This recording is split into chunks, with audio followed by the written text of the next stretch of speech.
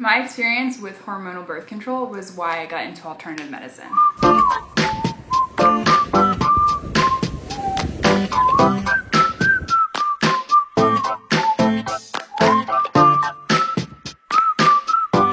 If you associate me with hormone health, then you've been around for a long time, because over the last couple years, my content has changed from all about hormone health and women health in general to more so herbalism and nutrition.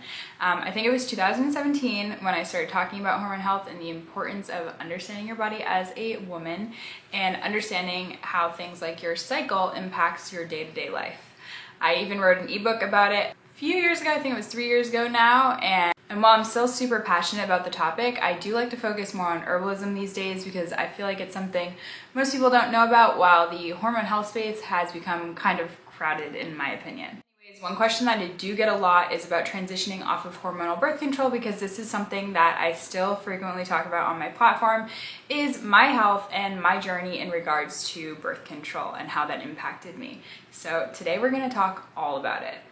Grab a cup of tea. I'm drinking Cycle Harmony because we're going to talk about my experience with hormonal birth control, why I got off, how it affected me afterwards, and a plan for you to get off the pills so that you can get off successfully and not deal with side effects like I did.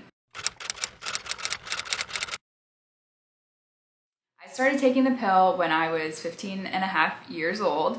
I was dealing with really severe PMS symptoms and then also symptoms the week of my period. So everything from throwing up to severe nausea to having really intense pain to the point where I was passing out. There were several occasions where it was actually pretty dangerous. One time I was in a gym locker room, the other time I was just at school. But either way, the symptoms were terrible, and it was something that I knew I just couldn't keep on dealing with, especially as a high schooler who was engaging in sports. It was a little bit difficult to explain to my coach every single month why for 2 weeks I was a whole other person or unable to go to sports in general. So I went to a doctor with my mom when I was 15 and a half and told her my symptoms, and she said, all right, well, we're gonna have to put you on birth control because it sounds like you're having symptoms of PCOS, endometriosis, and a few other things.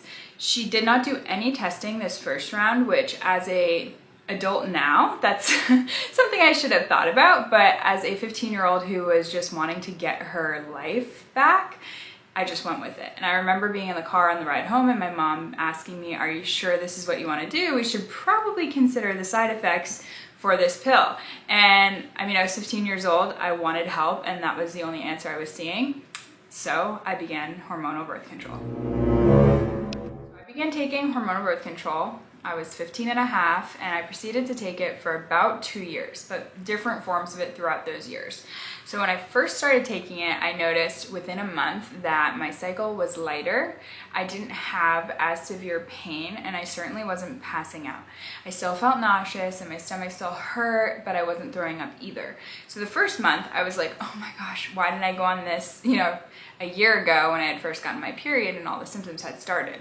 And I remember saying to my mom, like, I told you this isn't a big deal, like this is good for me, this makes me feel better, and now I'm able to, act like a normal teenager for the most part. I still had some symptoms, but they were the ones that you can go out through your day and you're kind of expected as a female to just live with.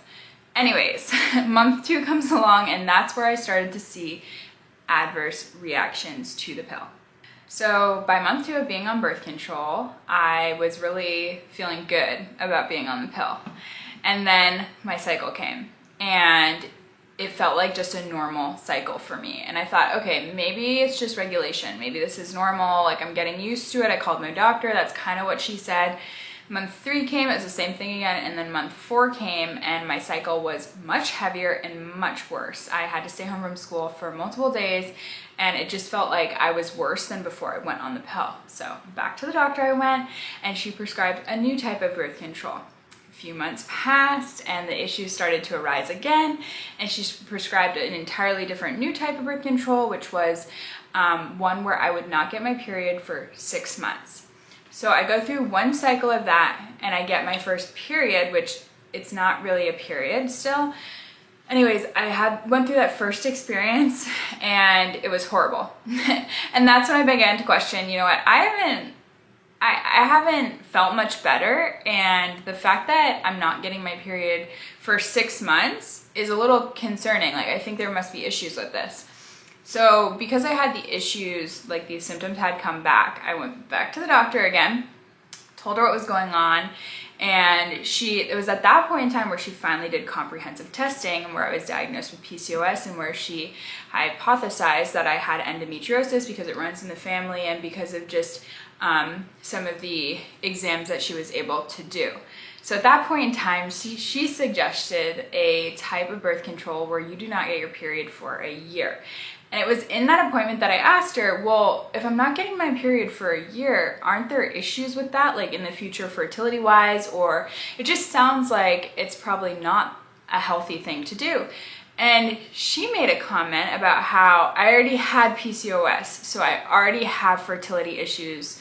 I'm already gonna be looking at fertility issues in the future, so I shouldn't be worried about this. And it was at that moment that I was kind of like, what? Like, I already have PCOS, so I'm already gonna have fertility issues as an adult, so it's okay if this is gonna cause more issues. And that's where kind of like the light bulb went on, and I was like, all right, I wanna get off the pill. I don't wanna do any of this, and I need to find an alternative because this is not working. I don't think this is healthy. And that is what ultimately sent me on the rabbit hole of figuring out how to heal my body from these conditions. So after I got off hormonal birth control, I really dove in headfirst into learning about birth control and the side effects and coming off the pill. And at the time, there was not a lot of literature on it, and I really wish, if I hadn't have been so rambunctious about it, I wish I had stayed on the pill for a few more months and had prepared my body to come off the pill before I just went cold turkey. And that is what I want to talk about today, is how to prepare your body to come off birth control, because if you do it properly, you can come off and experience little to no side effects. The pill doesn't help regulate your hormones. In fact, it actually ceases hormone production and regulation in your body, which is concerning. It stops your body from ovulating, and it does this by communicating with your brain to your ovaries. It impacts your body on so many levels, and the fact that a negative feedback loop is included is something that was really triggering to me and concerning. That's where like the red flags went up when I was doing my research. Two things to look at when we're talking about this topic, because people go on birth control for different reasons. I would say the two main things are health related, so if you're dealing with an issue like PCOS or endometriosis or something like that, and then also the second one being to make sure that you don't get pregnant. So it's important to differentiate between those two things. So if you're going on birth control, hormonal birth control, to help with something like PCOS or another hormonal imbalance, that's where I think it's important to take a step back and think about the root cause. Is birth control really going to help you in the long run, or is it just going to make it harder for you in the future? And that's where I get a little bit concerned when it's used for PCOS, because with PCOS, you're already at a risk for low fertility. And when you add in the pill, you're further going to suppress that and make it worse in the future. So for me personally, I just think it's important to consider these things before you start taking it. And I think these days there's so much research out there, and it's out there in a digestible way because there are lots of, naturopathic doctors or NDs who are out there sharing about alternatives and the research behind maybe why the pill is not your best option. So I think, of course, every situation is unique, and I'm not one of those really dogmatic people who's gonna say, you know what, no one should take birth control, because I don't believe that. But I do think for a majority of women, birth control is not usually something that is helpful, and it really distances you from knowing your body, understanding your cycle, and supporting your body on a healthy level. Let's talk about the research behind the side effects of hormonal birth control, because if you have had hormonal birth control, you know that when you're opening up that box, there's a piece of paper in there that unfolds, and it goes from being like this big to this big. I remember when I brought home my third pill that I was on, I actually looked at those black box warnings, and I was so surprised because it was bigger than like the Justin Bieber poster I had on my wall. So that was also another warning sign for me. But when we look at the research behind it, we see that there's an increase of blood clots. There's an increased risk of heart attacks. There's an increased risk of heart diseases, of strokes, even cervical cancer. So these are important things to look at. And then it also comes with an increased risk of symptoms. So things like headaches, migraines, nausea, cramping, decreased libido, and others. And there's a lot of important statistics that There's a lot of other important statistics around birth control that I can share.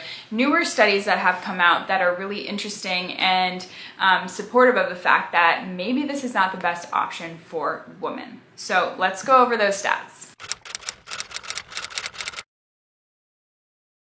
Okay, I'm pulling up these statistics because I do not want to get any of the numbers wrong because they are significant and important.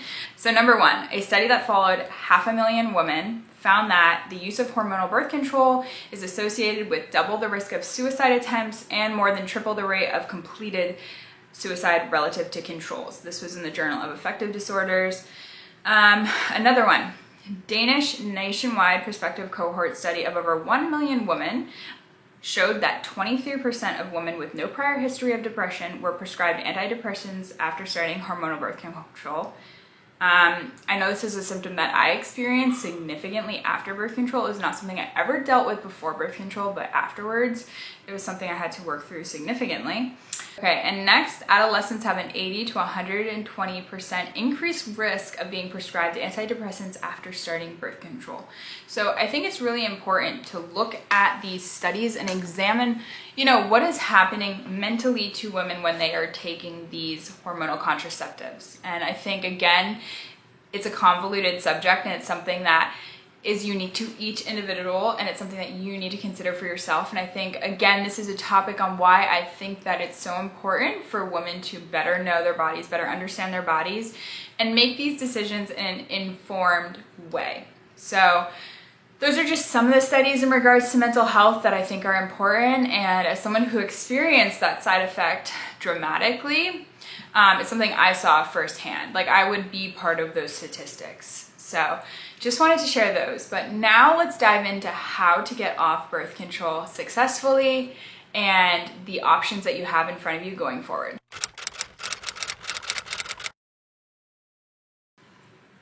There are 4 things that are important to address when you're coming off the pill. First and foremost is, are you dealing with hormonal imbalances already? Did you go on the pill because of hormone imbalances? And if so, what were they? The second thing is focusing on replenishing your nutrients. So when you're on the pill, it depletes your body of a lot of vital and important vitamins and nutrients. So really focusing on getting those in, whether that be with food or even supplementing things like beef liver. It can be super helpful. And we'll dive into this more in a second. The third is, you want to support your body's detoxification system. So things like liver support, supporting phase 1 and phase 2 of liver detoxification is very important.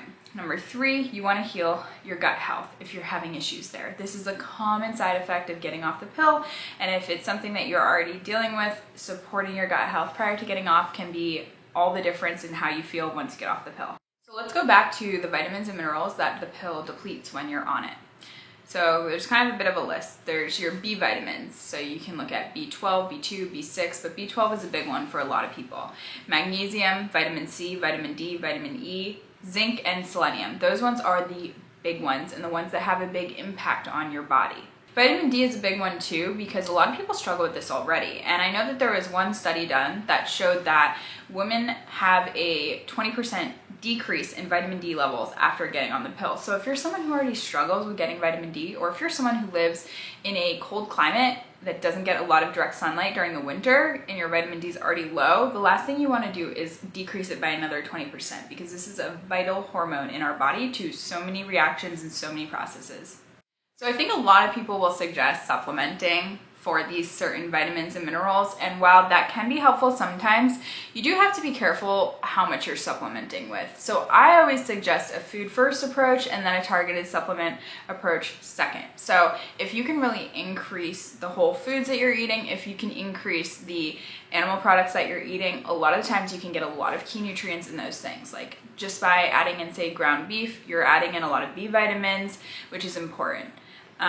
You can add in things like beef liver, and if you don't want to eat beef liver, you can take desiccated beef liver to help really replenish a lot of these vitamins and minerals that your body's getting depleted of. Beef liver is one of the only supplements that I suggest to a lot of people because it's just a nutrient-dense whole food option. Up next, you want to aim to get a variety of vegetables and focus on how you're eating vegetables. So the next topic is blood sugar and focusing on that, but these kind of go hand in hand.